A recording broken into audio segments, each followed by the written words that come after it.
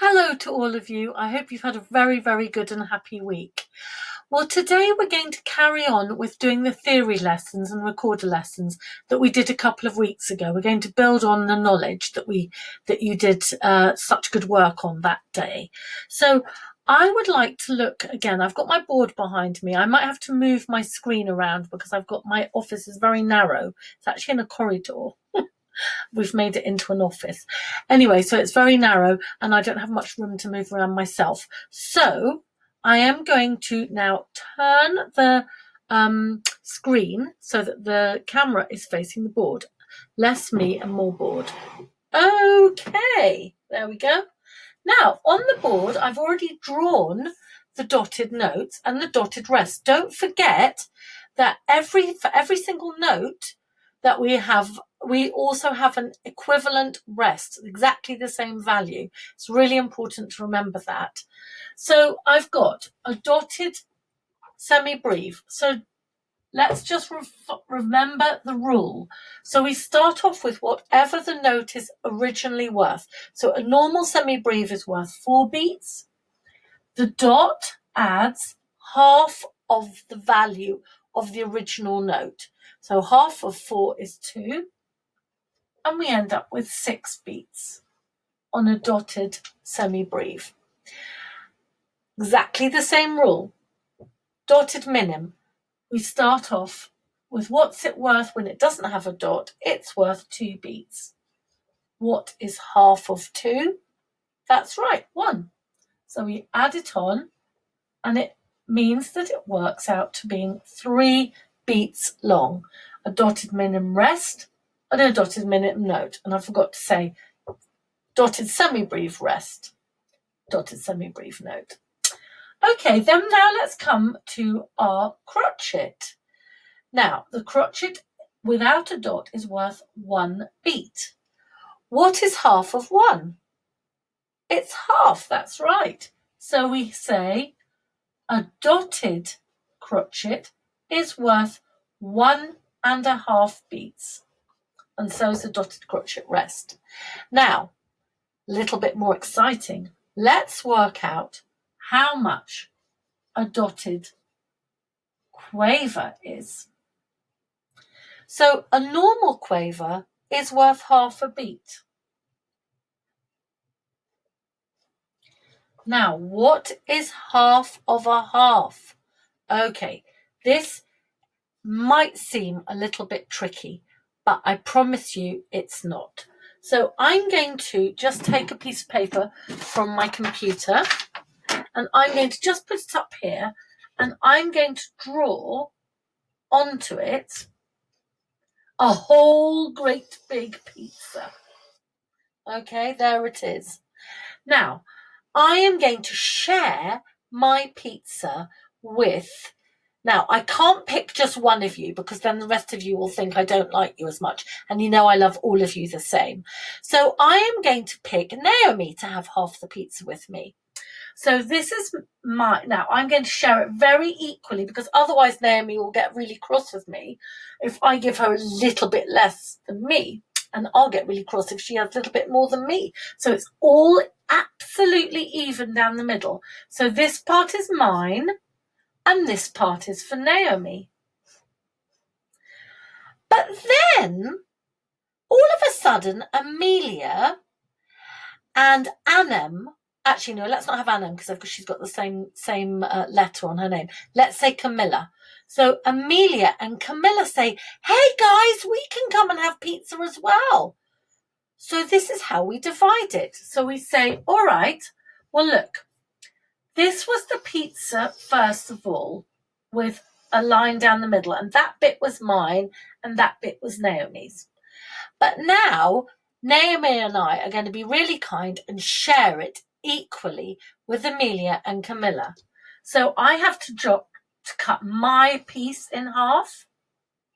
So that's going to be me and Amelia. And then Camilla is going to cut her piece in half. Sorry, Naomi's going to cut her piece in half to share it with Camilla. So there's Naomi's bit and there's Camilla's bit. So how many pieces are there now? we've chopped it now into 4 pieces. So here's our chopping line. There's 4, and my piece is 1 piece of the 4. And just to show you, this is my chopping line. I've chopped this one into 2 pieces, and my piece is 1 piece. Okay, so now I'm just going to have to, my arm's getting a bit tired. I'm going to draw my pizza again, but now I'm going to go to talking about a quaver that's dotted. So I started off with half, didn't I? That was my quaver there. And then I worked out what half of a half is. So I'm going to just do a dotty line like this across here. And I'm going to just show you, this was my original quaver here. And then this bit here, do you remember we made it into quarters, is the dotted part. So how many bits have I got coloured in now? Oops. I've got 3/4 have been coloured in. So that's how you work out a dotted quaver. So I'll take that away. So we've worked out, because do you remember when Naomi and I had to share our pizza with Amelia and Camilla, that half of a half becomes a quarter. So let me just put +1/4 here. And then I hope you could see from my little diagram here, I'll pick up again, that my half here and my quarter is 1, 2, 3/4. So a dotted quaver is 3/4 of a beat. We never ever refer to it in decimals. It's never 0.75, okay? Or 0.5 or 0.25. It's always in halves, quarters, and then they get even smaller. Eighths. What's half of an eighth? A 16th, that's right. What's half of a 16th? That's a hard one. A 32th. They get very, very small. Okay, notes, we've got very small notes. So a dotted quaver is 3/4 of a beat, and a dotted quaver rest is also 3/4 of a beat.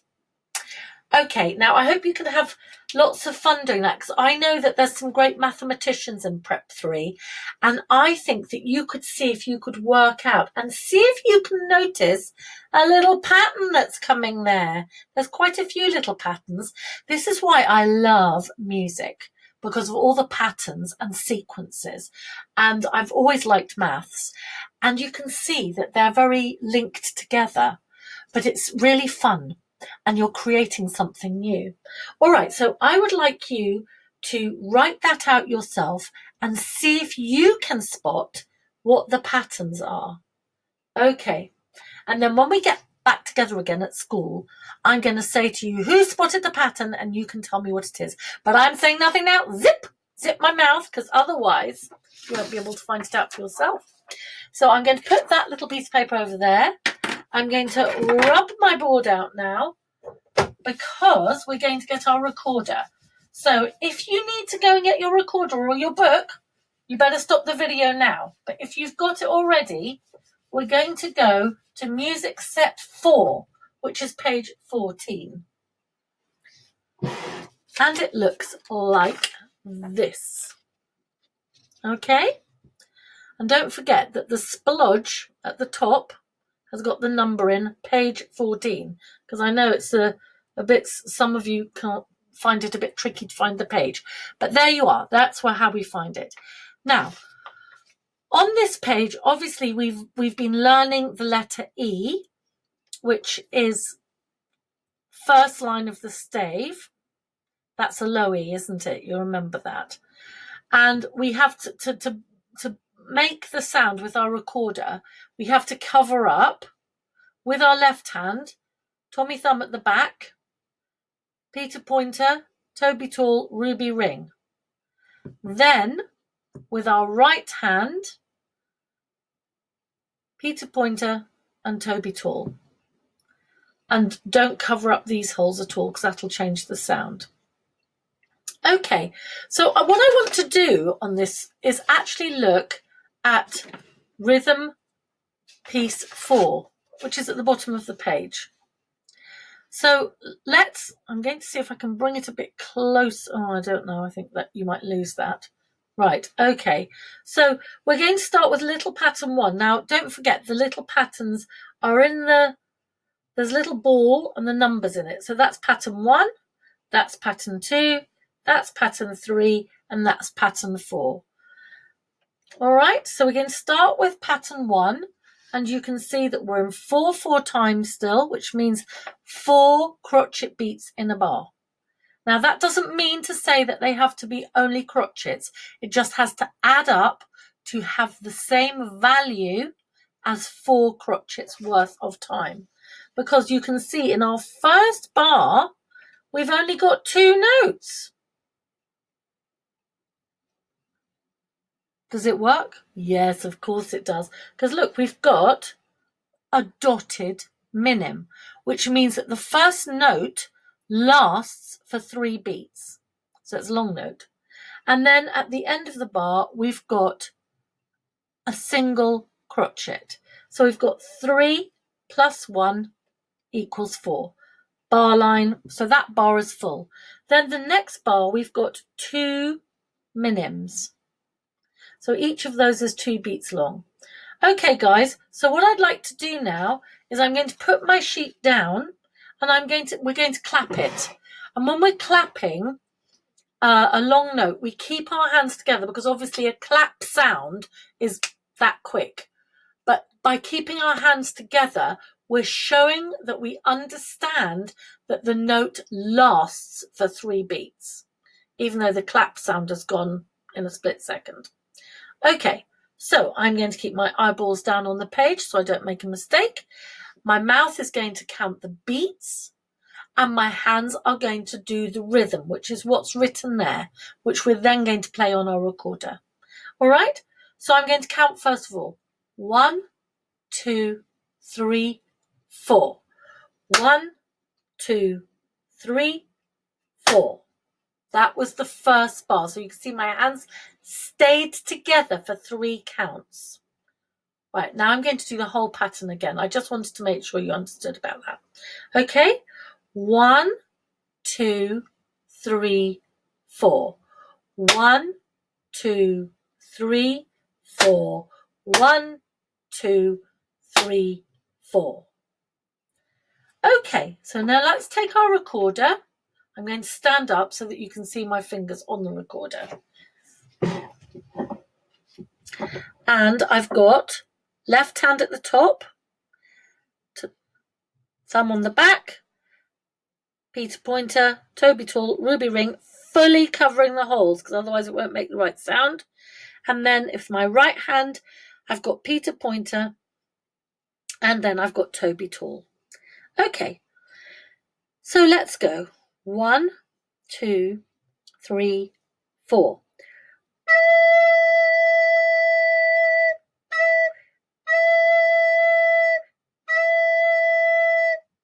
So that's the whole of the pattern. Now I'll sit down again. I'm afraid I'll be up and down a bit like a yo-yo. So sitting down to speak to you and then standing up to play for you. Right, let's have a look at pattern number 2. I'm going to try and hold this up so you can see which one I mean. It's very difficult to get it into the camera. So we've got a crochet note, quaver note, crochet note, semi-breve note. So when we're doing our quavers, now these are a little bit tricksy because remember they're half beat notes, and so we've got to go ta-ta with our tongue in our mouth, which I think we looked at that a little bit last time about it's called tonguing to get the sound right on the recorder. But let's first of all clap it. So when I clap, don't forget that I'm going to be doing the whole beat with my mouth. So I'll be saying 1, 2, 3, 4. And that's the speed that the train is going at. Then the actual rhythm of the tune is what my hands are going to do. All right. And so it's very important. I hope you'll hear when I do the quavers that you'll hear that they're even. They're not one big one and one teeny one, because that wouldn't be fair. Because remember that when we're sharing, let me just get my page again. When we're sharing, it's all got to be even. I can't have one, like if I'd given Naomi just a little bite there, she wouldn't have liked that very much. So it has to be evenly split between the two halves of the beat. All right. So let me just, we're going to clap little pattern 2 now. 1, 2, 3, 4. 1, 2, 3, 4. 1, 2, 3, 4. And now we're going to play. So don't forget, I kept my hands together for 4 counts because the semi-breve lasts for 4. It's one sound that lasts for 4. Okay, so stand up again. And I'm going to do little pattern 2 now. 1, 2, 3, 4.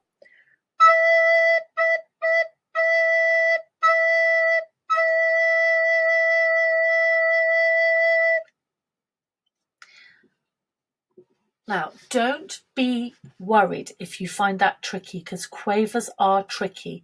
But what you need to do is just go ta-ta. Obviously, you're not singing it in your recorder, but let me just show you so you can see my face at the same time.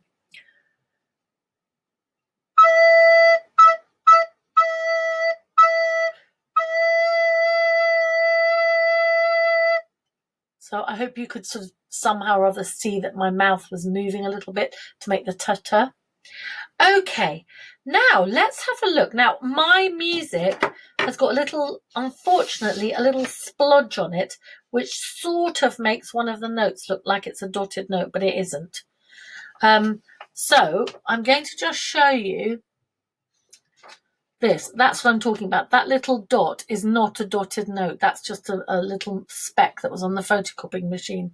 So I'm going to just put my finger over that so you don't notice it. So we've got quaver, quaver, crotchet, note, crotchet, rest. Then we've got crotchet, note, crotchet, rest, crotchet, note.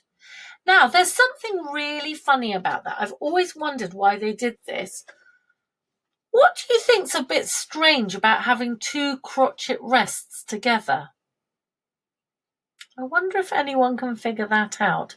Would there have been a more efficient way of writing that? Because music is always done in the most efficient way. Do you remember, like, when we were doing... well, this one doesn't have a repeat in it, but when we've been doing a piece of music with a repeat in it, the reason that there's a repeat is so that you don't have to write out all the same stuff all over again. So I want you to have a little think about what would have been a more efficient way of doing that instead of having crotchet, rest. Okay, I'll leave that with you. So let's clap now, little pattern 3. So, sorry, I'm scooting backwards and forwards here. So we've got 1, 2, 3, 4. 1, 2, 3, 4. 1, 2, 3, 4. Maybe it was a little bit more obvious how it would have been better to write that crotchet, rest by me doing the actions. Okay, so now I'm going to play it for you. Actually, if I pull back, maybe you'll be able to see my finger. Just a moment there. Maybe you can see my finger so I don't have to hop up and down all the time. Okay. Oh, that's better. Right. Okay. Oh, the only trouble is I can't see the music. Right, there, now I can. So, little pattern 3. 1, 2, 3, 4.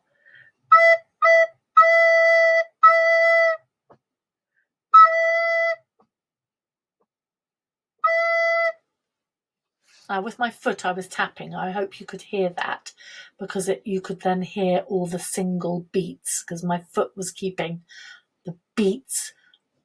My fingers were playing the tune or the rhythm. Very good. Right, well, now let's have a look at little pattern 4.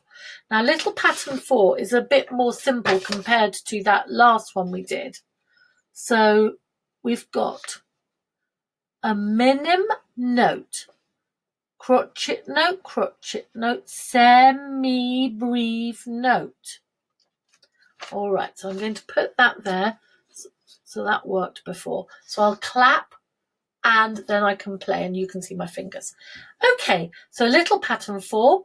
1, 2, 3, 4.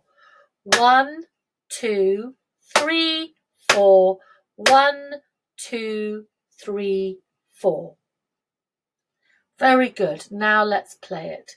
So I'm going to got all the holes properly covered, because remember, it makes a funny noise if they're not all properly covered. And it should sound like this. Your E should sound like this. So if it sounds like this, it's because you haven't covered the holes. Look, so I haven't there. See, they're all gapping and awful. So if I cover them properly, then I get my E, a really nice E. So let's play pattern 4. 1, 2, 3, 4.